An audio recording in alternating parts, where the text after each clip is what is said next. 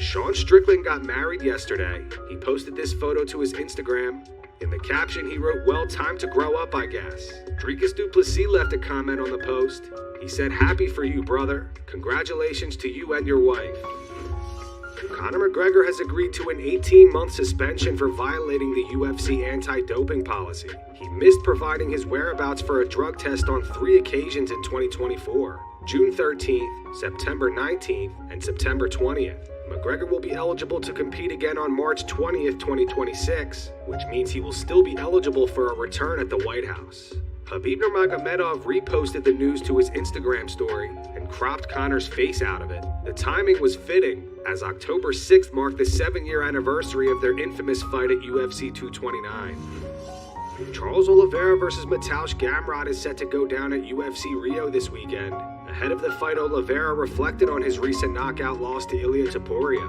Speaking to ESPN, he said, "My last fight was against Ilia Topuria, a very tough guy, heavy hands, coming in knocking everyone out. Unfortunately, the result wasn't what we wanted. I've never been knocked out, so imagine how I felt, knowing I had the chance to become champion once again.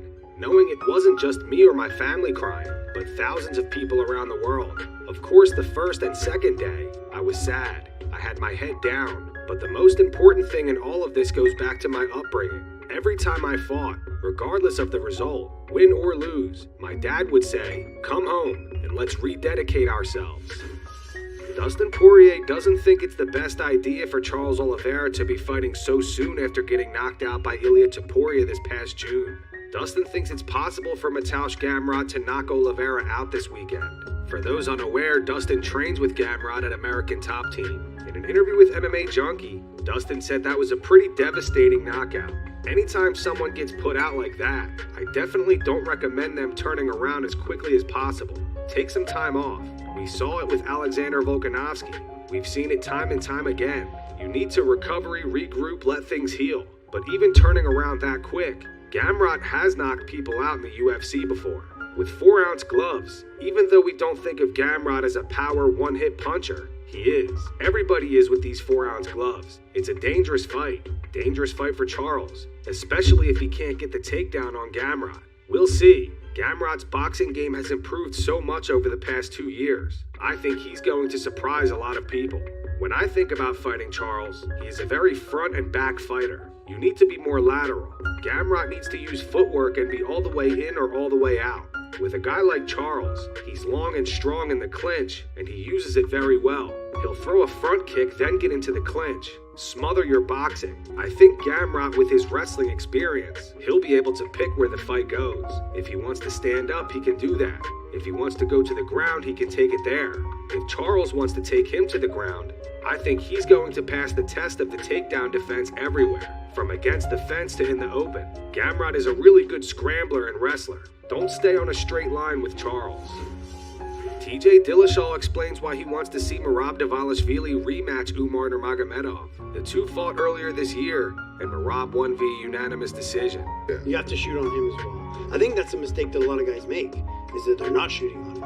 And Umar did, though. That's why I think I want to see him fight Umar again, right? Because someone needs to take him down and hold him down. Who knows, like, how good his bottom game is? I don't know. It's kind of crazy that usually when you watch a wrestling grappling guy, people hate watching it. It's boring, but not a Merab. He makes it entertaining. Even though all he's doing is taking you down, he makes it entertaining. Yeah, you know? He fights hard the whole fight. Yeah, he's not just like stalling. He's never stalling. Despite their bad blood in the past, Jamal Hill had high praise for Alex Pereira after his win over Ankalaev. And shout out to him. He's like, this dude is impressive. Like, this dude is impressive. You can't not be a fan of what he does and what he is. He said something in the face-off before the fight. He said, "I don't want to go back to the title shot." Like, anybody that came from nothing, that grinded to get to this point, they feel that. They feel that they don't want to go back to that struggle or where they were whenever they were dreaming of being where they are. You know, so yeah, man. It's definitely, you can definitely draw inspiration from that. You can definitely draw a lot from that. I was there. You can feel the energy when he won, whenever he got the victory and everything. You know, he set everything on fire. You know, And yeah, that's a good thing. Shout out to him. Keeping the division alive, keeping it exciting, you know, having the biggest star in the sport right now in your division, it does nothing but motivate you. You know what I mean? The whole, you can see it. Everybody, there was a bunch of 205s there. Allberg was there. Yuri was there. I was there. You know, Khalil fought. He was there. Like, the guys that were there that weren't fighting, even the one that did, you could see the fire. You could see the fire. It lit a fire under everybody, and they ready, man. The division is hungry. We're in a very good spot, and I'm happy for it. Corey Sandhagen reflects on his loss to Merab Dvalishvili. He is still fully confident that he will become a champion one day. Yo, what's up, guys? Hey, I just want to give a quick thank you to all of you guys that supported me, the people in my life that are a big deal to me, that really helped me do this thing. Thank you. And yeah, I watched the fight last night because I can't sleep. And that's an absolutely winnable fight. I just have to not almost get knocked out in the second round. Congrats to Merab for almost doing what he said he was going to do, but not quite. So good on him. He's a good face for the division. I'm proud of that dude. I absolutely still believe in myself and that I'll be champ. Delusional. Yep, pretty much. And that's okay. Believing in yourself is part of the damn job. And I'll never stop thinking that I'm going to touch gold. Peace. I love you guys. Bye. Delusional. Nate Diaz explains why he considers his fight against Donald Cerrone to be bigger than his fights with Conor McGregor. Nate fought Cowboy all the way back in 2011 and won via unanimous decision. What was your best fight? And they always say South Ryan. I'm always it's different. Because then when they ask me that, expect me to go Conor McGregor. You know what I'm saying? I'm like, well, settle down. Because Conor McGregor was a huge fight. You want to get to my career. But it's like there's just different fights that are, it's timeline. Yeah, exactly. It's like a timeline. I'm like, well, bro, that was the biggest when I fought Cowboy and like, you. That was like fighting a guy that I thought, I'm like, you guys are all looking at this motherfucker. Nah. You know what I'm saying? I've been here, here's a new thing coming from WT. So I beat his I was like, what's up? And that to me felt like a big piece of a timeline. Well, like, you know what I'm saying? After successfully defending the bantamweight title against Corey Sandhagen, Merab Dvalishvili mentioned that he wanted to rematch Petr Yan at UFC 323 in December. The two fought back in 2023, and Merab won via unanimous decision. Yan made an appearance on the Ariel Helwani show yesterday and says he was only at 50% when he fought Merab. He expects the rematch to play out much different. He said afterwards that he would like to fight again this year, that he wants to break the record for most title defenses in a calendar year. He now has 3. 8 other fighters have done it 3 times. He wants to get a 4th, and the last chance would be in December 7th, UFC. I think that would be 323. What do you think of that statement on his part? Do you believe that he wants to come back in 2 months? So возможно. Yeah, I think it's possible if he doesn't have any injuries, if he's one being pushing for it. And if it's line up with UFC plans, you know, it's possible. I believe it's possible. So that event, UFC 323, is December 6th, so exactly 2 months from yesterday. Would that be in line with what you're hoping for as well? Would you be okay to fight in 2 months? Yes, of course. I've been waiting for this chance, and I'm ready to fight in December. And I believe it's going to be a great fight that have a history. You know, last time I was compromised, I was only on 50%. So this time it will be something different, you know, it will be a great and exciting fight. Chael Sonnen offered his solution to make a fight between Alex Pereira and John Jones happen. According to Chael, Jones should move back down to light heavyweight and challenge Pereira for the 205-pound title. Let me give you the hot take of the day. If I'm in John Jones's shoes and I hear this and I feel this buzz and there's this huge fight and it has all of a sudden got my interest, but there's no title on the line, I can fix that real fast. I can say I will fight you and I'll even find a world title because it's going to be yours. I'll see you at 205 pounds. And if John Jones does that, my partner, we're having a very different conversation. Oh, chill. Oh my God, I didn't even think about that. Gilbert Burns believes Charles Oliveira will finish Mateusz Gamrot at UFC Rio this weekend. Both Burns and Renato Moicano believe Gamrot has little to no chance of finishing Oliveira in a striking exchange. Charles Oliveira's last 5 Can be by decision. I don't think it's going to be by decision. I think it's going to be a finish. But even in a decision, I think Charles can win. I think the easiest way for Charles to win is to defend the takedown and beat the guy up on the feet and keep defending the takedown. Just kind of like similar Benil did. But I think Charles is just more powerful with the hands, more powerful with jiu-jitsu.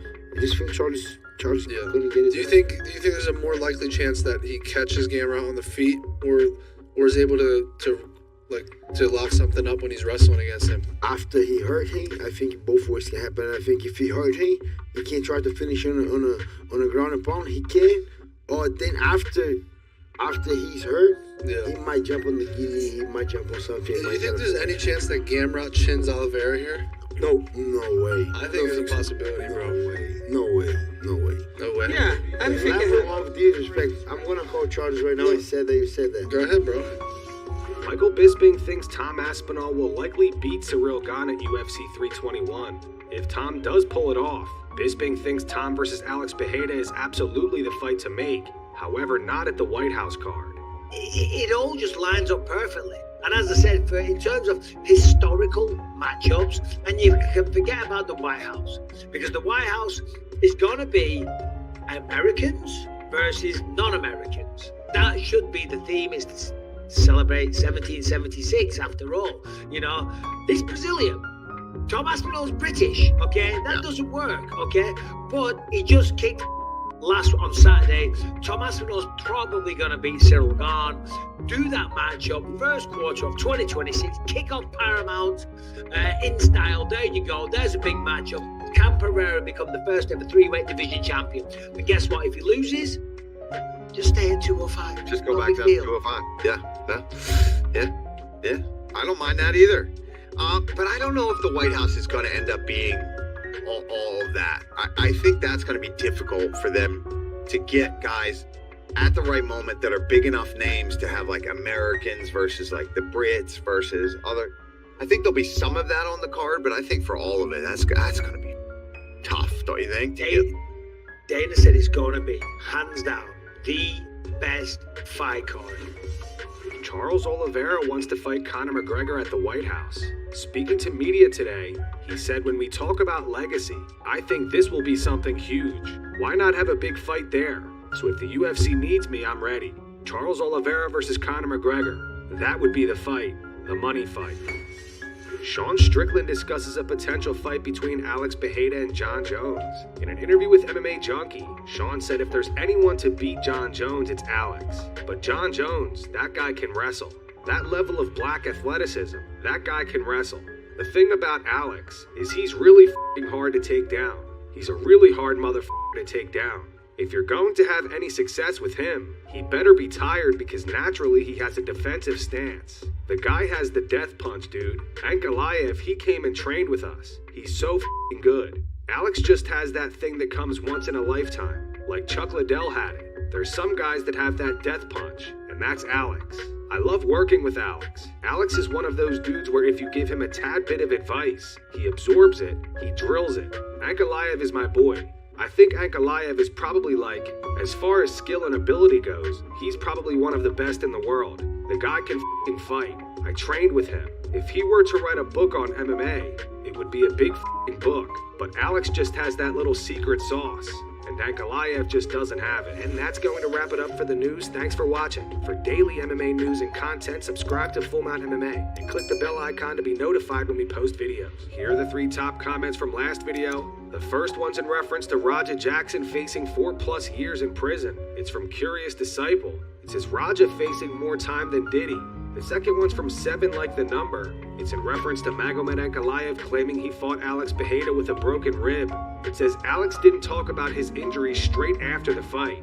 Ank couldn't wait 24 hours to start with the excuses. And the final one's from Internet Dumpster. It says Yuri loves fighting so much, motherfucker actually cried from happiness just imagining getting to fight his nemesis again. Those were the 3 top comments from last video. If you want to be featured in the next one, all you have to do is comment down below. And if you missed yesterday's news, click the video on screen right now to get caught up.